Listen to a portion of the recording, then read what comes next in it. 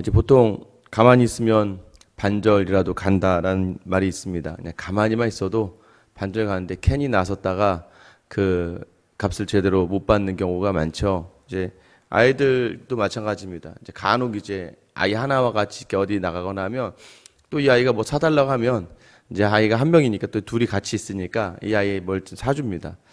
그럼 이제 문제는 뭐냐면 이제 첫째 아이나 보통 둘째 아이는 그러지 않지만 셋째나 넷째 같은 경우에는 집에 들어간 순간부터 어떻게 합니까? 자랑을 하기 시작하죠. 아빠가 나 이거 사줬다.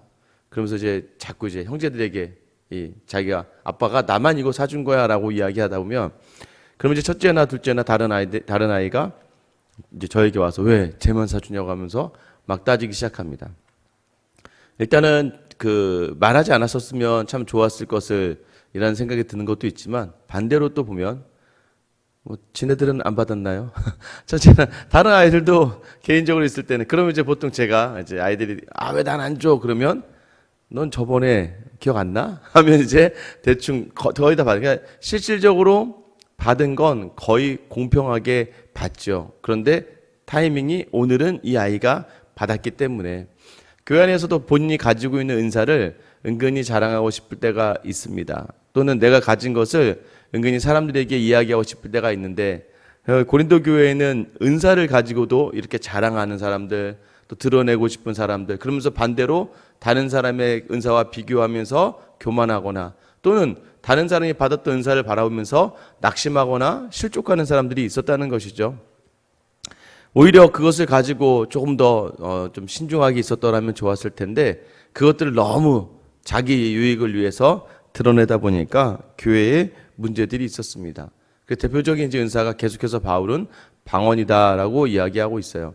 방언이 절대 결코 해로운 은사가 아니라 굉장히 교회에 유익하고 개인에게 유익한 은사인데도 불구하고 그 아무리 좋은 것이라고 해도 그것이 그것이 나를 드러내기 위해 사용되는 순간에 문제를 지적하고 있는 것이죠.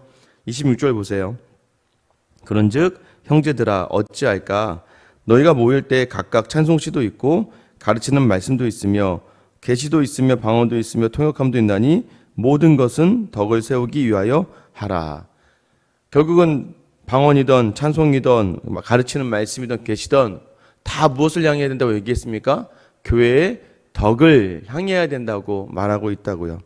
모일 때든 모일 때 찬송을 하던 말씀이 있던 계시가 있던 덕을 세우는 것으로 방향이 잡혀져야 된다는 것. 덕을 세운다는 것은 무엇인가요? 모든 교회의 성도들이 구성원들이 유익을 누릴 수 있어야 한다는 것이죠. 저 사람이 가지고 있는 은사로 말미암아 다른 사람들이 함께 기뻐할 수 있고 즐거워할 수 있고 하나님을 바라볼 수 있는 쪽으로 나아가야 한다는 것이죠. 그래서 방언과 예언에 대해서 바울이 제한을 둡니다.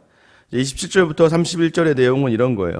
자, 방언을 하려거든 어떤 사람이 이제 소리질러 방언을 대표성을 가지고 하려거든 2명, 많으면 3명만 방언을 하고 방언을 하되 누가 있어야 되냐면 통역하는 사람들이 있어야 된다. 통역하는 사람들이 만약에 없다면 왜냐하면 너희가 한 방언을 다른 사람이 못 알아들으니까 통역하는 사람이 없으면 혼자 그냥 조용히 하나님과 해라라고 바울이 이야기해요.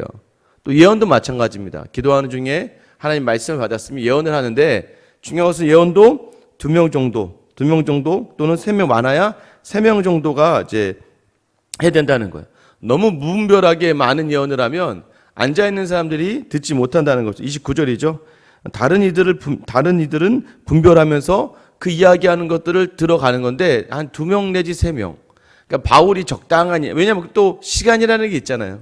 예배를 드리는데 막 계속 방언으로 기도하는 사람이 한 사람이 계속 여러분 방언으로 기도하시는 분도 알겠지만 언제 끝나는지 어떻게 합니까?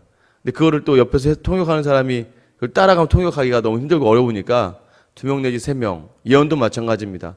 자기가 받은 말씀을 2명 내지 3명 정도만 해라라고 이야기하고 있는 거예요.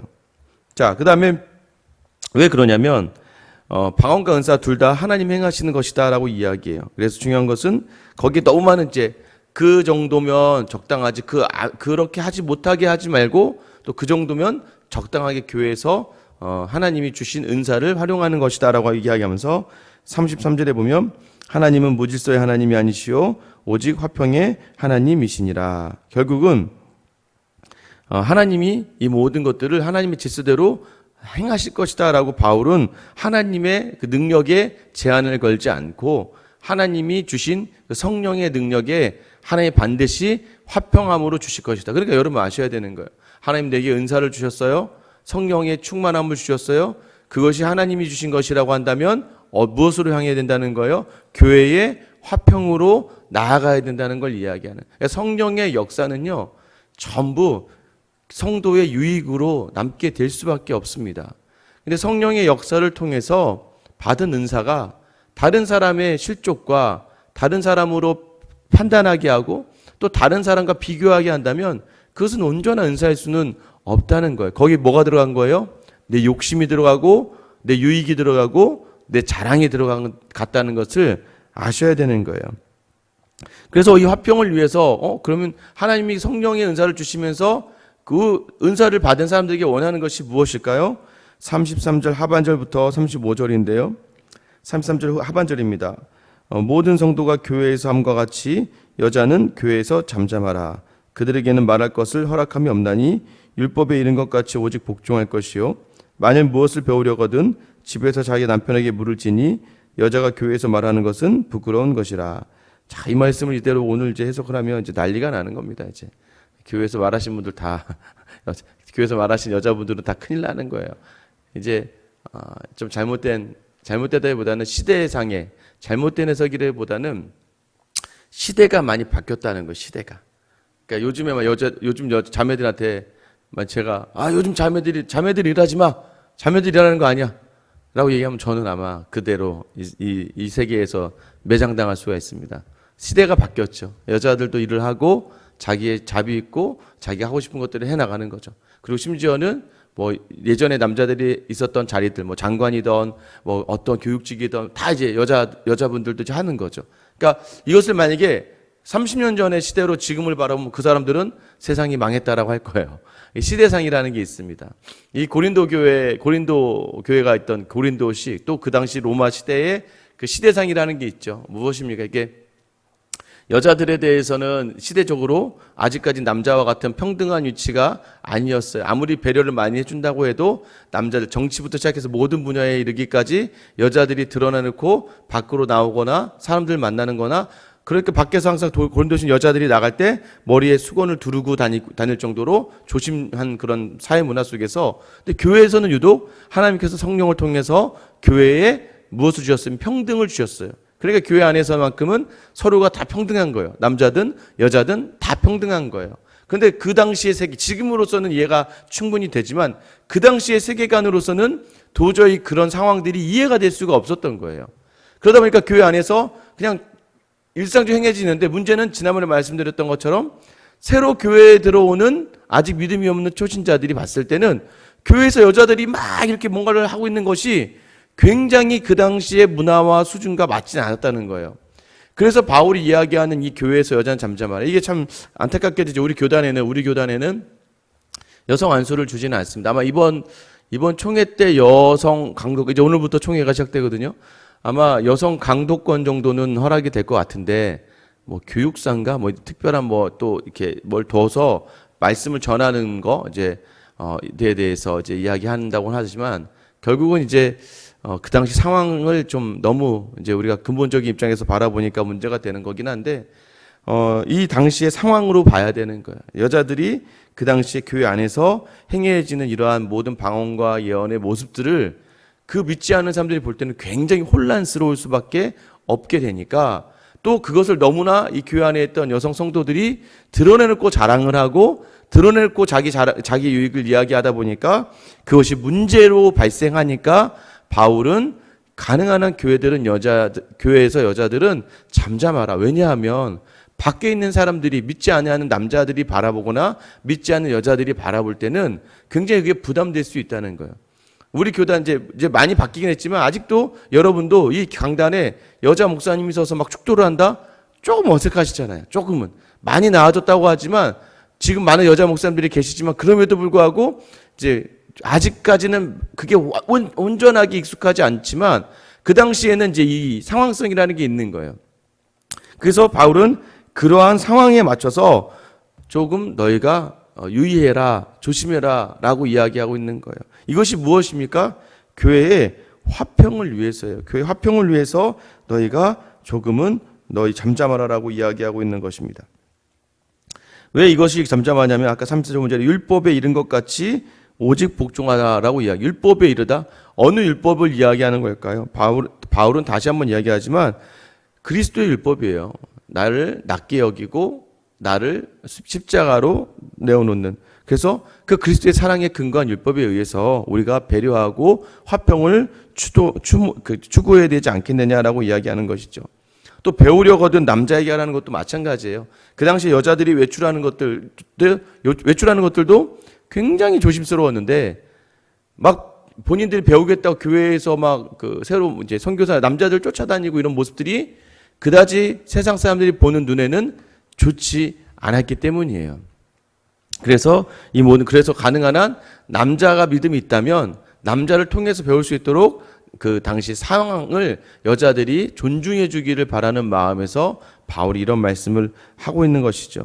당시 어쩔 수 없는 시대니까 그 시대에 여자들이 어려웠으니까 그 시대에 대한 맞춰서 상황이 다른 옆에 있는 여자들은 막 이 교회에 있는 여자들만 보면 우리랑 다르다고 느껴지기 시작하면 굉장히 시대적으로 혼란을 줄 수 있었기 때문이라는 것을 아셔야 되는 거예요. 37절이죠. 만일 누구든지 자기를 선지자나 혹은 신령한 자로 생각하거든 내가 너에게 편지하는 이 글의 주의 명령인 줄 알라. 그러니까 본인들이 이거는 하나님이 내게 주신 거야 라고 이야기하면서 스스로 할 수 있을 것 같지만 그래도 이것이 주님의 명령이라는 것을 꼭 알았으면 좋겠다. 그래서 바울이 오늘 이야기하고 있는 계속해서 반복되는 게 무엇이에요? 28절 만일 통역하는 자가 없으면 교회에서는 잠잠하고 30절 만일 곁에 앉아있는 다른 이에게 계시가 있으면 먼저 하던 자는 잠잠하고 33절에 했죠. 모든 성도가 교회 성과 같이 34절 여자는 교회에서 잠잠하고. 왜 잠잠하라는 겁니까? 이거는 정말 야 조용히 해. 그 입 다물어. 이게 아니죠. 배려해줘. 네가 좀 참아. 화평을 위해서 좀 그것들을 견디어줬으면 좋겠다라고 이야기하고 있는 거예요. 많은 사람들이 개인의 유익과 자랑을 내려놓고 화평을 도모해라. 자기 것을 조금 포기하면서 자기 수를 내지 않으면서 교회가 화평할 수 있도록 은사라 할지라도 교회의 덕을 위하여 조금은 그 시간을 내려놓았으면 좋겠다라고 하는 거예요. 이제 항상 제 은사이신 목사님은 계속 그럽니다. 목사는 품위가 있어야 된다. 목사는 좀 덕이 있어야 돼라고 얘기하세요. 40절에 바울이 이야기하는 거잖아요. 모든 것을 품위 있게 하고 질서 있게 하라. 이것을 보면서 성도가 성도로 살아간다는 것은 모든 일에 있어서 하나님 보시기에 우리가 많이 배웠다고 많이 적게 배웠다고 문제가 아니라 하나님을 얼마나 아느냐에 따라서 품위 있게 권사님들이나 장로님들이 많이 배우신 분이 덕이 있고 품위가 있는 게 아니잖아요. 하나님의 마음을 가장 많이 잘 담는 사람이 덕이 있고 품위가 있는 거예요. 그 배려가 있고 예전에 좋은 어른들이 어떤 어른들이에요? 여러분들 가문이나 또는 가족 중에 좋은 어른들은 어떤 어른들입니까? 다 실수도 있는데도 불구하고 알면서도 하하하 웃으면서 넉넉하게 그냥 모른 척하는 게 아니라 알면서도 그냥 너그럽게 넘어가실 수 있고 누군가 꼬마아이들 막 손주들이 와서 할아버지 수염을 막 잡아당겨도 웃으면서 그냥 넘어갈 수 있는 화평을 위해서. 근데 거기서 한번 어른이 버럭 소리를 질러보세요. 그날 분위기는 완전 다 깨져버리고 마는 것이죠. 너희가 교회 안에 성령으로 역사를 통해서 성장했다고 느껴지는 만큼 그만큼 화평을 위하여 스스로의 것을 드러낼 수 있지만 드러내지 않는 잠잠함을 통해서 교회를 화목케 하라는 것입니다. 그러니까 권위적인 싸움을 하는 것이 아니라 주님이 원하시는 그 화평을 도모하는 사람에게 나타나야 할 모습을 이야기하고 있어요. 오늘 여러분을 흔들고 있는 어떠한 상황 속에서도 여러분이 있는 그 사랑으로 오늘 덕 세우기를 즐겨할 수 있기를 바랍니다. 그럼 어떻게 해야 돼요? 때로는 잠잠하라. 때로는 내 소리를 낼 수 있고 때로는 내 힘으로 내가 마음껏 뭐라고 외칠 수 있지만 그러나 그때는 잠잠하게 십자가의 길을 가신 그리스도의 그 율법의 완성되신 십자가를 바라보면서 오늘 내게 주어진 자리에서 가정과 교회를 섬길 때에 내 유익을 조금 내려놓고 정말 품위 있고 질서 있게 하나님 앞에서 온전하게 설 수 있는 그러한 하나님의 사람으로 오늘 하루를 보낼 수 있는 여러분 될 수 있기를 주님의 이름으로 축원합니다.